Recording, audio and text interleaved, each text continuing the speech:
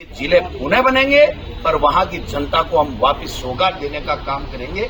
अगर इनमें जरा बहुत भी, थोड़ी बहुत भी अगर इनमें कुछ बची है शर्म, तो इनको ये निर्णय अपना वापस लेना चाहिए जो आज निरस्त करने का। जहां कलेक्टर लग गए, एसपी लग गए, संभागीय आयुक्त लग गया, वहां पर आईजी लग गया और बिल्डिंगें बन गई, कलेक्ट्रेट भवन बन गए, सारे के सारे जिले के या संभाग के जितने भी अधिकारी बनते हैं, जैसे मेरे सीकर में एडिशनल चीफ इंजीनियर पानी का बन गया, बिजली का बन गया, दूसरे बन गए, तो सारी चीजें जब वहां पर हो गई, जिले पुणे बनेंगे और वहां की जनता को हम वापस सौगात देने का काम करेंगे।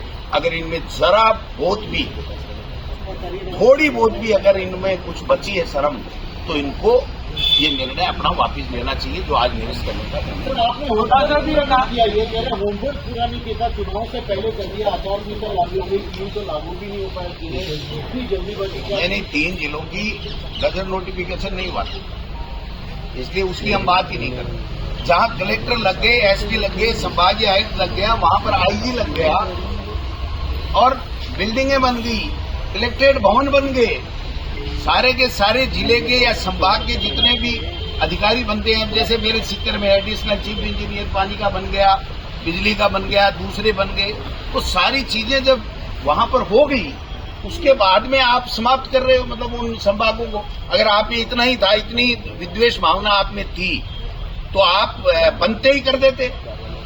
12 महीने क्यों निकाले, किसको पूछ के, किस लिए निकाले, ये इंतजार किस लिए था, ये सवाल। तो जी ये कहा गया है कि नॉन डिजर्विंग जो जिले थे उनको समाप्त कर दिया। ये तो पूरी सरकार नॉन डिजर्विंग है। ये सरकार डिजर्विंग है क्या? किसी ने सपने में भी सोचा था क्या भजन लाल जी के नेतृत्व में ये सरकार बनेगी और हमको ये दिन देखने पड़ेंगे आज? ये दुर्भाग्य है इस प्रदेश का कि ऐसे लोग बैठ गए जो पर्चियों से चलते हैं, अपने विवेक से नहीं चलते हैं और जनता के विरोध के निर्णय लेते हैं। मैं चाहूंगा कि हमारे नेता प्रतिपक्ष, कुछ है ही नहीं भाई साहब कोई निर्णय, ये तो पर्ची आ गई इनके पास में कि कांग्रेस वाले खत्म करो। वो तो किरोड़ी जी को पूछो ना क्या कह रहे हैं, वो है कि नहीं मंत्री, एसआई वाली भर्ती का क्या हुआ, हमसे क्यों पूछ रहे हो? इनसे पूछ लेते कि बताओ आप क्या हुआ एसआई भर्ती का, नहीं भर्ती का। ये तो कह रहे हैं हम पेपर लीक नहीं होने देंगे, इनके तो मंत्रिमंडलीय उप समिति के जो रिपोर्टें हैं वो ही लीक हो रही हैं, तो ये पेपरों को क्या बचाएंगे, समझ के बाहर की बात है। मैं चाहूंगा कि हमारे नेता प्रतिपक्ष टीकाराम जूली जी अपनी बात रखेंगे, फिर अगर कोई और सवाल होंगे तो नेता महोदय या हम जो भी होगा ले लेंगे। माननीय